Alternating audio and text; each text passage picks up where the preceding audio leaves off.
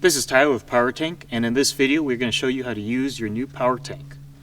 This is a 10-pound power tank on our Gladiator.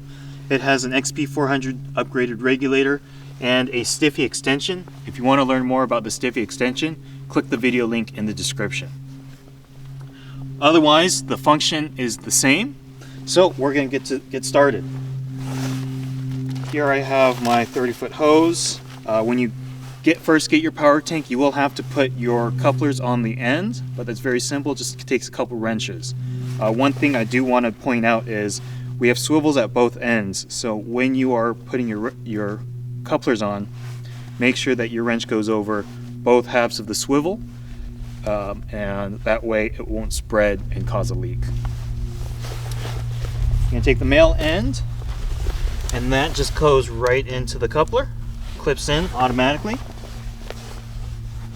And now I'm going to open my regulator. So we have our main tank valve and a regulator adjustment knob.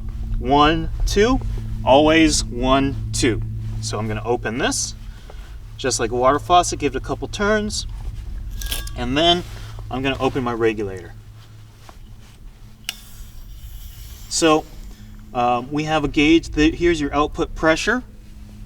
Typically, you're going to set your output pressure a little higher than what you're actually using. If you're using an air tool and it needs 150 psi, you'll go up to 175. That's your static pressure.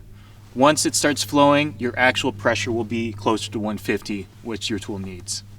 Because we're airing up tires, we're going to open the regulator all the way.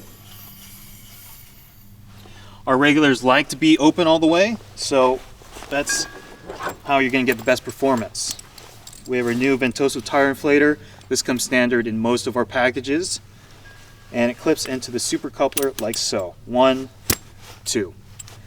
The super coupler is a dual lock, which means that you're always plugging in at 0 psi, very simply, and there's no pressure until I do that. All right, very easy. I'm going to clip my chuck onto the valve stem. Just gets pushed on like that with our new push-on pull-off chuck.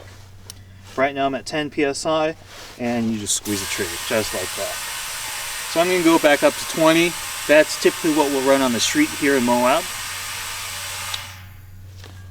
14.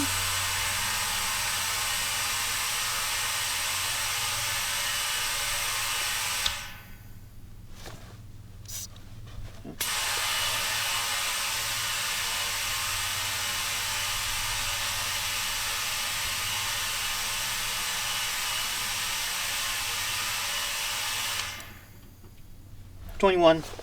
Overshot it a little bit, so I'm going to use the dual bleed buttons here and go back down.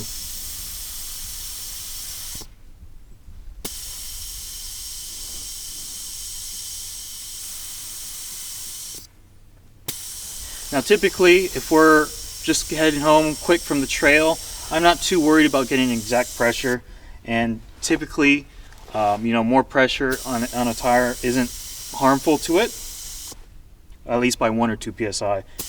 But you do generally want to keep your tires even on all 4 corners. 20 psi on the dot. Pull the chuck off just like that, and now we're ready to put it away. Again, like I said, 1, 2. I'm going to close my main tank valve here, and I still have pressure in my system. So you can do one of 2 things. You can close the regulator, and our regulators have a built-in self-purge, so you'll actually see the gauge go down as I do this. Another way is you can take your tire inflator, make sure you hold the end of the chuck so it doesn't go flying,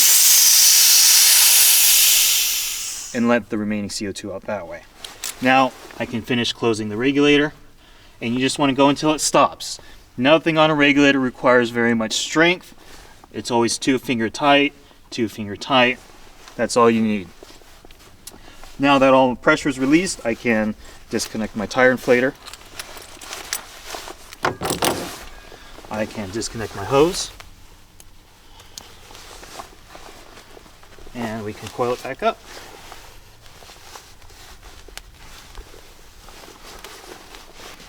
Now the straight hose that I have here does take a bit longer to put away generally. We do have a coiled option, it's much faster, but because we're often using air tools with our power tank, we like the straight hose because when we set our tool down, it stays where we put it. If you're only planning to use your power tank with 2 air-up tires, or you're fine with putting your power tank right next to your tool, 30-foot coiled hose is an excellent option. Another feature I do want to show you right before we end is we have a little hose holder there. That way, if you're, again, working with air tools, you can keep it up out of the dirt.